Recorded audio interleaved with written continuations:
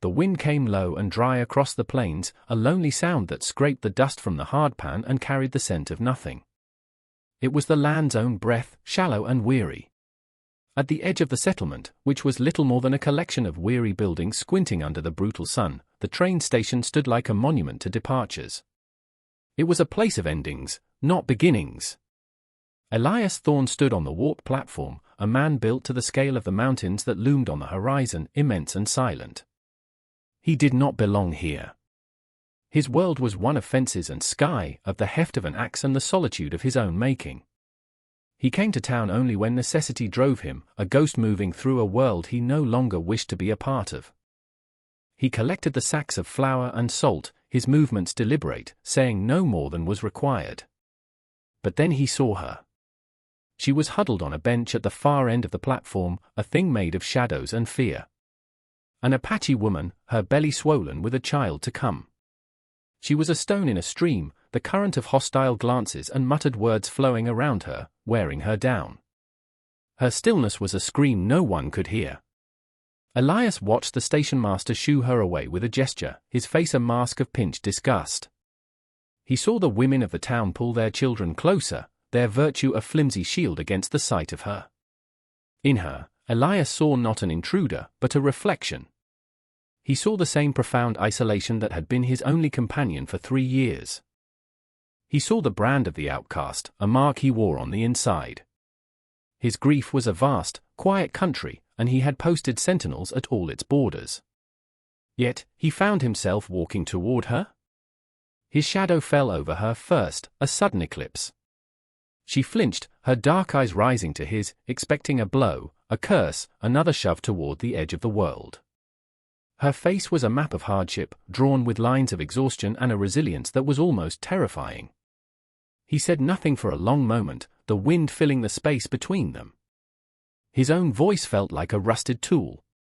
Then, the words came, hard and definite, with no room for argument. "You're coming with me." The journey to his ranch was carved from silence. The wagon wheels groaned a constant complaint against the ruts of the trail, a sound that seemed to measure the vast, unspoken distance between the two figures on the bench.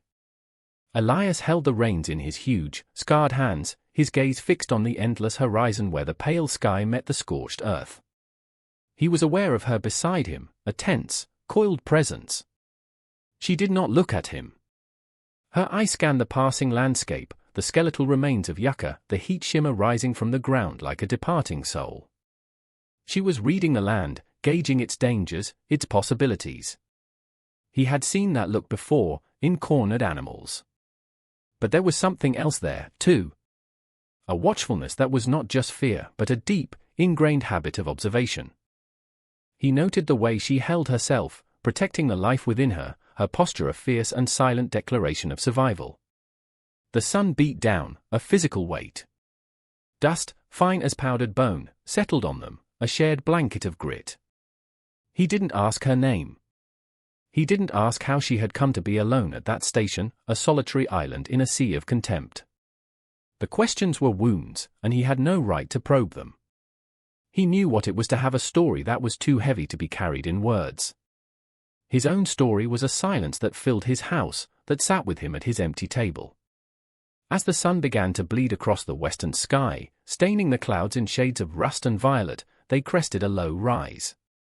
Below them lay his homestead. It was not a place of comfort.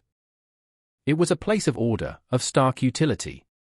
A small, solid cabin, a barn, and a web of fences stretching out into the emptiness. It was a testament to one man's war against chaos, a solitary fortress against memory. He brought the wagon to a halt near the porch. For a moment, neither of them moved. The world had gone quiet, save for the sighing of the wind through the eaves of the barn. He got down, his boots thudding on the hard-packed earth. He didn't offer a hand, but waited. After a pause that felt as long as the journey itself, she slid down from the wagon, landing with a soft sound. She stood there, small against the immense backdrop of his land, looking at the cabin not as a refuge, but as another cage. He led her inside. The air was cool and smelled of wood smoke and soap. He gestured to a small room off the main living space. It held a simple cot with a clean, folded blanket. "Here," he said. It was all he said. She looked from the cot to his face, searching for the trick, the price. She found nothing but a weariness that matched her own. The first days were a careful dance of avoidance. Time was measured not by the clock on the mantelpiece, its hands had been still for years, but by the sun's slow march across the sky and the shifting of shadows on the cabin floor. Elias rose before dawn, the habit of a lifetime of work ingrained in his bones. He would move through the pre-dawn gloom, his large frame silent, and light the stove. The smell of coffee and frying bacon would fill the small house, a lonely ritual he had performed for 1,000 solitary mornings. Now, it was a question. An offering he didn't know how to make. He would leave a plate on the scrubbed pine table before heading out to the barn, to the endless cycle of mending, feeding, and tending that gave his life its shape. When he returned hours later, the plate would be empty, washed, and set neatly by the dry sink. He never saw her eat. He only saw the evidence of her presence, like the trace of a ghost. She remained in her room, or moved about the house with a quietness that was absolute. He would catch glimpses of her, a shadow passing a window, the briefest sight of her sitting on the porch steps, her hands resting on her belly as she watched the horizon. She studied his world with an unnerving intensity. She learned the rhythm of his days, the sound of his footsteps, the way he would pause and stare at the western ridge, his face hardening into a mask of old pain. She saw the order in his life, the fierce control he exerted over his small patch of earth, and understood it was a defense. The silence between them was a living thing. It was not an empty silence, but one thick with unspoken histories. It was a landscape of its own, with treacherous gullies and high, lonely mesas. Sometimes, in the evenings, he would sit by the fire, oiling leather or sharpening a tool, and she would sit at the far end of the room, her hands busy with some small piece of mending. They were two separate islands, the firelight flickering in the vast ocean between them. He knew the town would be talking. The sheriff would come. Elias Thorne, the hermit, the man who had buried his heart with his wife and child, had brought an Apache squaw to his home. The judgment would be swift and merciless. He had shattered his own isolation, and in doing so, had invited the world and its ugliness back to his door. He did not care. Or rather, he cared so much about the memory he was protecting that he would not allow it to be tainted by turning away someone who needed shelter. His protection of her became an extension of the protection of his own grief. One afternoon, a sudden summer squall blew in, the sky turning the color of a fresh bruise. The wind howled, rattling the windows in their frames. Elias was in the barn, securing a loose shutter when his gaze fell upon it. Tucked away in a dusty corner, half hidden beneath a stiff canvas torp, was a small wooden horse. Its paint was faded and chipped, one of its rockers split. He ran a hand over the smooth, worn wood of its head, and the silence in his heart roared to life. He saw a small pair of hands clutching that neck, heard a shriek of laughter that the wind could not mimic. He saw his wife, Sarah, standing in the doorway of the barn, her face bright with love, watching their son ride his imaginary steed across the plains of a barn floor. The memory was so sharp, so clear, it was a physical blow. He sank down onto a hay bale, the great strength seeming to drain out of him, leaving him hollowed and old.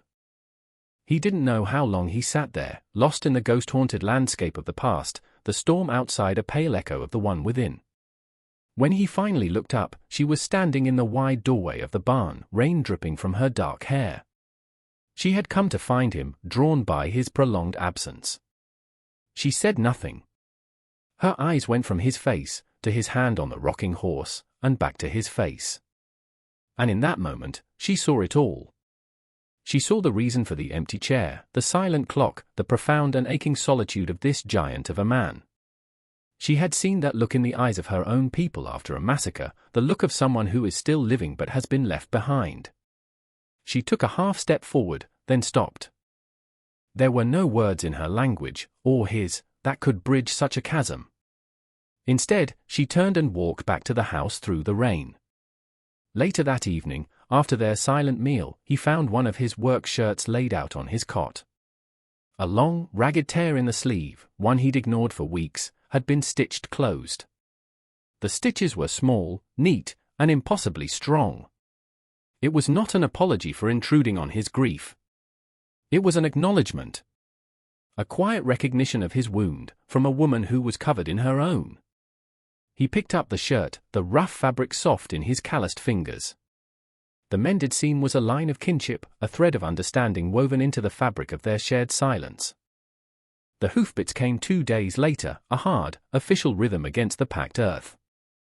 Elias was splitting firewood, the axe rising and falling in a steady, metronomic beat. He didn't stop. He knew who it was. Sheriff Brody swung down from his horse, a man whose authority was worn like an ill-fitting coat. He hitched his belt and surveyed the homestead, his eyes lingering on the cabin door. "Thorn," he said, his voice carrying an easy contempt. Elias sank the axe into the chopping block and turned slowly. He wiped a bead of sweat from his brow with the back of his hand. He did not speak. "Heard you picked up some stray baggage in town," Brody said, gesturing with his chin toward the house. "Folks are concerned. It ain't right, you having one of them out here." Elias's eyes, the color of a winter sky, remained fixed on the sheriff. They revealed nothing. "She's no concern of theirs," he said. The words were flat, like stones dropped into a deep well. Brody shifted his weight. Elias's stillness was unnerving. Men who shouted were predictable. Silent men held things back, and that was dangerous. "Look, Elias. We all know what happened to you. What happened with Sarah and the boy. But this," he waved a hand dismissively. "This is different. That's an Apache. There's been trouble up north. Raids. We don't need that kind of trouble brought down here." Inside the cabin, Nolin stood by the window, concealed by the curtain. She could not hear all the words, but she understood the tone. It was the voice of the soldier, the agent, the man who decided who lived and who died, who belonged and who was dirt. She watched Elias. He did not move, did not flinch. He was a mountain, immovable, weathering the small, angry storm that was the sheriff. "There's no trouble here, Sheriff," Elias said, his voice low and final. "This is my land." The implication was clear. What happened on his land was his business. Brody's face tightened. He was used to deference, to the fear his badge inspired. He got none of it from Thorn. "You mark my words," Brody spat, turning back to his horse. "You're asking for it.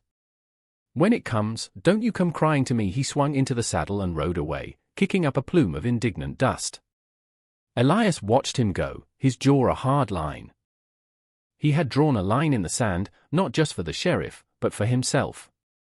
He had chosen a side. He turned and his eyes met the window where he knew she was watching. He held her gaze for a long second, a silent acknowledgement. She let the curtain fall, her heart beating a slow, steady rhythm. For the first time since she had fled the ruins of her life, she felt the barest flicker of something that was not fear. It felt, strangely, like safety. A week later, the sky turned a sullen yellow and the wind picked up, carrying the smell of rain and distant lightning. A summer storm, fierce and sudden, swept across the plains, tearing at the land with a wild fury. By morning, the world was washed clean, but a section of the northern fence line was down, the posts snapped like twigs. Elias gathered his tools, his movements economical and sure. He would spend the day rebuilding. As he loaded the wagon, he heard the soft sound of the cabin door opening.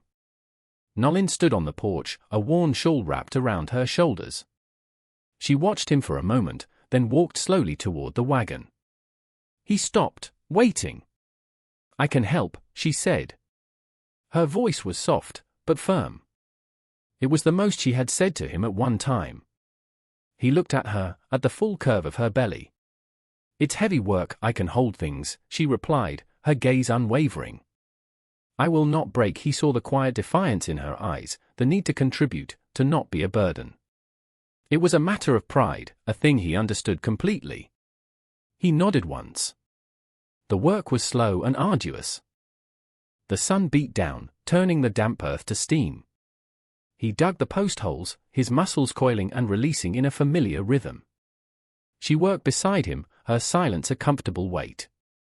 She passed him tools without being asked, her observational wisdom anticipating his needs. She held the new post steady while he tamped the earth around them, her small hands surprisingly strong. They did not talk of their pasts, or their fears, or the child that was soon to come. They talked of the work. A little to the left, he would murmur, and she would adjust the post. The wire stretcher, she would say, and he would find it already in her hand. The shared task became a language of its own. In the rhythm of the hammer, in the strain of pulling the wire taut, they built something more than a fence. They were mending the broken boundary between them. They were creating a shared space, defined not by the walls of the cabin, but by the sweat and effort of a common goal. In the late afternoon, as he drove the last staple, they stood back and looked at the new fence. It was a straight, strong line against the vastness of the prairie. A boundary made together. He looked at her, her face smudged with dirt, her body tired but her spirit unbent. A small, genuine smile touched the corners of his mouth. She saw it, and a flicker of a smile answered him in return. It was a fragile thing, but it was real. In the quiet of that shared smile, the great, silent weight between them seemed to lighten, just for a moment. The nights were when the ghosts came for her. They came on the silent feet of memory, whispering in a language of smoke and blood. She would be back in the canyon, the air thick with gunfire and screams. She would see her husband fall, his face a mask of surprise. She would feel the cold terror of the flight, the sharp rocks under her feet, the burning in her lungs. She would wake with a gasp, her heart a frantic drum against her ribs, the scent of phantom smoke filling the small, dark room. One night, the dream was worse than usual. A guttural cry was torn from her throat before she could stifle it. In the main room, Elias was woken from his own shallow sleep. He sat up, his body instantly tense, listening. He heard the muffled sound of her weeping, a raw, broken sound that echoed the emptiness in his own soul. He rose from his cot and went to her door, his big hand resting on the cool wood. He did not open it. He did not intrude. He simply stood there, a silent sentinel in the dark, his presence a shield against the terrors of the night. He was guarding her not from any physical threat, but from the phantoms of her own mind. He stood there until the weeping subsided, replaced by the deep, even breaths of exhausted sleep. He knew that pain. He knew the way the past could ambush you in the quiet of the night, leaving you breathless and broken. The next morning, when he came to the table for his coffee, a small object sat beside his tin cup. It was a bird, carved from a scrap of soft cartonwood. It was no bigger than his thumb, but the detail was exquisite. The wings were poised for flight, the head cocked as if listening for a distant song. It was a thing of impossible delicacy and grace, created by hands that knew both sorrow and beauty. He picked it up, the smooth wood warm against his rough skin. He understood. It was not a payment. It was a story. It was a message of thanks. It was a piece of her spirit, offered in trust. He closed his hand around the small bird, its fragile shape a solid weight in his palm. He looked toward her closed door and nodded once, to himself. A silent transaction had been completed, a debt of kindness acknowledged and repaid in the only currency they possessed, a shared, unspoken understanding. The wagon rattled into the yard a few days later, unannounced. It wasn't the sheriff. It was Henderson, the man who ran the general store in town, his face perpetually soured by suspicion. With him were two other men, brothers who worked a small, failed plot of land to the south, their eyes small and mean. They carried rifles, not for hunting, but as a statement. Elias was coming from the well, a bucket of water in each hand. He set them down slowly, the water sloshing over the rims. He felt Nolin's presence at the window, a silent, fearful witness. "Thorne," Henderson said, spitting a wad of tobacco near Elias's feet. "We've come to talk some sense into you." The two brothers fanned out, their posture aggressive, proprietary. "The sheriff might be yellow," Henderson continued, "but the rest of us ain't. You can't keep that. That squaw here. It ain't natural. It's a danger to all of us. Elias remained still, his face calm, but a cold, dangerous light had kindled in his eyes. He was a man who had lost everything. He had nothing left to fear from loud men with rifles. "This is my land," he said, his voice quiet but carrying the weight of iron. "You are not welcome here," one of the brothers laughed, a harsh, ugly sound. "Your land? We was here before you, Thorn. We know what's right. Give her to us. We'll take her where she belongs." He took a step forward, raising his rifle slightly. Nolin's breath caught in her throat. She saw the flash of violence, the old, familiar pattern beginning again. But Elias moved. He did not reach for a gun. He took 2 long strides that covered the distance between them with shocking speed. He grabbed the barrel of the brother's rifle in his massive left hand, wrenching it upward. With his right, he seized the man's shirt front, lifting him effortlessly off his feet. The man dangled there, his face a comical mask of shock and terror, his feet kicking at the air. "Get off my land," Elias said, his voice a low growl, the sound of rock grinding against rock. Now there was no rage in his face, only a cold, absolute finality. It was more terrifying than any shout. He dropped the man, who scrambled backward in the dust like a crab. Henderson and the other brother hesitated, their bluster evaporating in the face of this silent, immense force. They had come expecting to intimidate a grieving hermit. They had found something else entirely, something ancient and unyielding.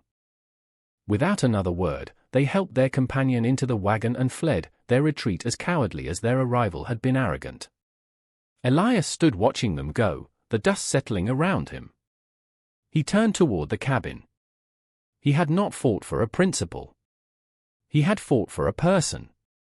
He had fought for the quiet order of his home. And in doing so, he had finally, truly, begun to live in it again. The confrontation, the sudden spike of fear and adrenaline, was a shock to Nolin's system. That evening, as a bruised twilight settled over the plains, the first pain gripped her, sharp and deep. She gasped, her hands flying to her belly. Elias, cleaning the rifle he had unused, looked up, his senses instantly alert. He saw her face, the sweat beading on her brow, the look of profound inward focus. He knew. At the same time, the weather turned. The wind that had been a whisper all day began to moan, and the sky, which had been clear, filled with dark, fast-moving clouds. A freak autumn blizzard, a thing of brutal and sudden violence, was bearing down on them. Within an hour, the world outside the cabin was a howling chaos of wind and white. They were trapped. The town, the doctor, everything was a world away, buried under a storm that seemed intent on scouring the earth clean. Fear, cold and sharp, pierced the calloused shell of Elias's heart. He had faced loss in a quiet, sterile room, helpless against a fever he couldn't see. Now he faced life, raw and elemental, in the heart of a storm, and he was just as helpless. Nolin's pains came closer together, her quiet endurance a thing of awe. She would breathe through them, her eyes closed, her hands gripping the edge of the cot. Between them, she was calm, her instructions to him soft but clear. Water. Clean cloths. He moved about the cabin, his huge body feeling clumsy and useless. He, who could mend any fence, gentle any horse, now fumbled with simple tasks, his hands shaking. He was terrified. Terrified of failing her. Terrified of the ghosts of his own past, who whispered in the howl of the wind. He brought a lantern closer, the golden light pushing back the frantic shadows. He knelt by the cot. He saw not just her pain, but her incredible strength. She was not a victim. She was a warrior, fighting the most fundamental battle of all. He took her hand, his rough, calloused fingers enveloping hers. It was the first time they had touched like this. In that grip, a current passed between them, up of fear, of trust, of shared humanity. The hours blurred into a primal rhythm of pain and release. The storm raged outside, and a storm of equal ferocity raged within the small cabin. Then, as the blizzard reached its peak, a new sound pierced the wind's cry. A thin, wavering, but powerful cry of a newborn. A son. Elias felt the sound in his very bones. It was the sound of a beginning. It shattered the long, silent grief that had encased his heart. He looked down at the tiny, red-faced infant, and then at Nolin, her face exhausted but luminous. In that moment, the ghosts in the room fled. The house was no longer a tomb for his memories. It was a home, filled with the undeniable, miraculous sound of life. The storm broke 2 days later. The world outside the cabin was transformed, buried under a blanket of pristine, silent snow. The light that filtered through the window was different, soft, clean, and full of promise. The silence was different, too. It was no longer the heavy, suffocating silence of grief, but a peaceful quiet, alive with the soft sounds of a newborn's breathing. Elias moved through this new world with a gentleness that seemed at odds with his immense size. He kept the fire stoked, brewed broth for Nolin, and held the baby with a clumsy reverence, his large, scarred finger a marvel against the infant's tiny, grasping hand. He would sit for long stretches, just watching the child sleep, a profound and quiet wonder on his face. The house, which for so long had felt empty and vast, now felt perfectly full. Its purpose, once lost, had been restored. One afternoon, Nolin was awake, propped up against the pillows, nursing her son. Elias sat in his customary chair by the hearth, not working, just being. The quiet between them was now a bond, a shared space of comfort and understanding. He looked over at the child, then at her. "He has your eyes," Elias said, his voice soft, almost a murmur. It was not a simple observation. It was an acknowledgement of her resilience, of the beauty she had brought into his desolate world. Nolin looked from her son's face to the man across the room. She saw past the giant frame, the weathered face, to the deep well of kindness he had so fiercely tried to hide. She saw the man who had stood against the sheriff, who had faced down the armed men, who had stood vigil outside her door in the night. She saw the man who had delivered her son in the heart of a storm. "He has your strength," she replied. Her words were quiet, but they landed with the weight of absolute truth. A home, he was learning, was not a structure of wood and nails. It was not a place you defended. It was a presence you held. It was the sound of another's breath in the quiet of the night. Hope, he realized, was not a grand thing that arrived with trumpets. It was a small, stubborn seed. It could be carried on the wind to the most barren patch of ground, and there, in the scarred and broken earth, it could take root and begin, impossibly, to grow.